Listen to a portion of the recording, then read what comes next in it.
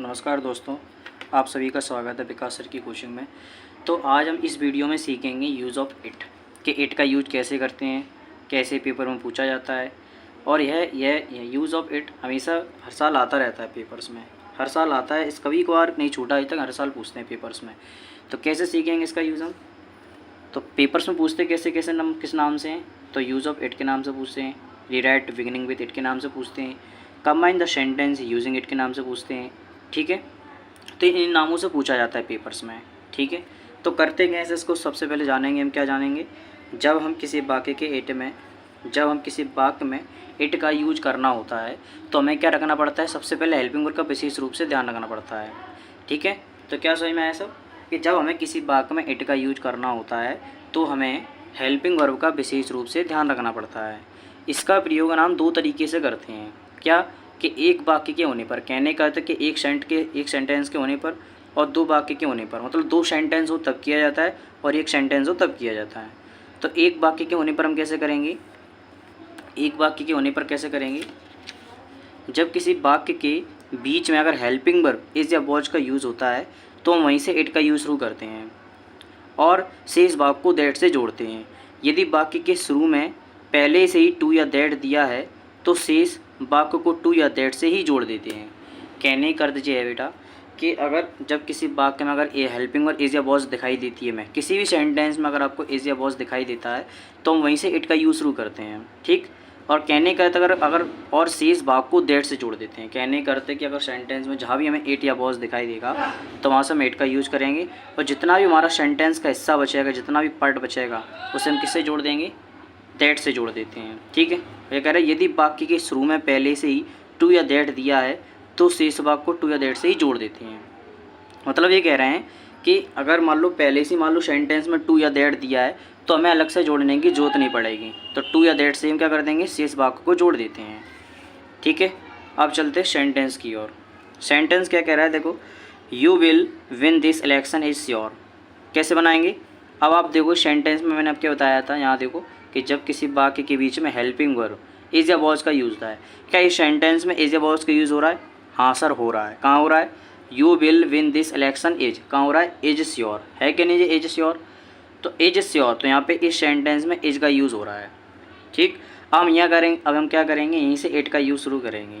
तो इट हमने लिखा, इट सबसे पहले इट लिखा, इज लिखा, फिर जो श्योर लिख दिया। श्योर लिखने के बाद हमारे पास जितना भी सेंटेंस बच रहा है, you will win this election, तो इसे हम किससे जोड़ेंगे? दैट से जोड़ देते हैं। तो क्या लिखेंगे? दैट, है ना, दैट यू विल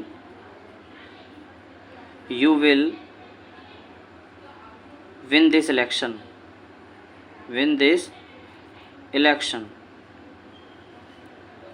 ठीक है, आया समझ में गाइस? चलो, इसी प्रकार हम दूसरे सेंटेंस की ओर चलेंगे। दूसरा सेंटेंस क्या कहता है? दूसरा सेंटेंस कह रहा है, देखो दूसरे सेंटेंस में पहले से हमको दैट दे रखा है तो क्या करेंगे? हम अलग से दैट नहीं लगाएंगे दोबारा। अगर पहले से ही दैट दे रखा है तो हम उसी दैट से जोड़ देते हैं। तो सबसे पहले सेंटेंस में हमें क्या करना है? एज या वॉज को पता करना है। तो सेंटेंस में हमको एज या वॉज दिखाई दे रहा है कि नहीं? तो सबसे पहले क्या करें? हम इट लिखेंगे, यहीं से सेंटेंस को शुरुआत करेंगे। इट लिखा, फिर मैं लिखूँगा एज लिखा, एज लिखने के बाद जो सर्टेन दिया वो भी लिख दूँगा। ठीक है, सर्टेन करने के बाद क्या करेंगे? तो पहले ही सेंटेंस में दैट दे रखा, तो मैंने यहाँ लिखाया था, यहाँ बताया था कि यदि वाक्य के शुरू में पहले से टू या दैट दिया है तो शेष वाक्य को उस डेट या टू या दैट से ही जोड़ देते हैं। तो इट इज सर्टेन लिखने के बाद तो हम क्या करेंगे? पूरा सेंटेंस ऐसे ही जोड़ देंगे। तो दैट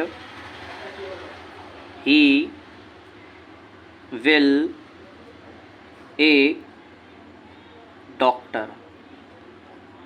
आया समझ में? इसी प्रकार दूसरा सेंटेंस बना सकते हैं। अब देखो इस सेंटेंस में पढ़ो, यहाँ इज या वॉज कहाँ है? सबसे पहले पता क्या करना अपन को? इस सेंटेंस में इज या वॉज को पता करना है। तो सबसे पहले that he failed in the examination was, हमको क्या दिखाई दिया यहाँ पे सर? इज या वॉज। हाँ सर, इज या वॉज ही दिखाई देगा सेंटेंस में ज़्यादातर, क्योंकि इट जब भी बनेगा तो इट या वॉज से ही बनेगा आपका। ठीक है, तो हमको सेंटेंस बनेगा वॉज से, हेल्पिंग वर्ब क्या दिखाई दे रही है यहाँ पे? वॉज, तो हम वॉज से ही बनाएंगे। तो सबसे पहले लिखा मैंने इट, फिर मैंने लिखा वॉज, जब हमारा अनफॉर्चुनेट भी आ जाएगा, अनफॉर्चुनेट, ठीक। अनफॉर्चुनेट लिखने के बाद अब देखो पहले ही सेंटेंस में दैट देखा है तो हम दैट लिख देंगे, दैट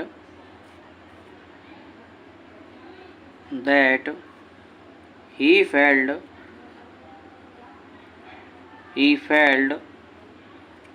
इन द एग्जामिनेशन,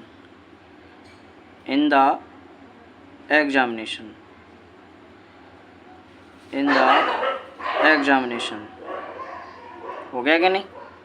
आ रहा है समझ में आप लोगों को?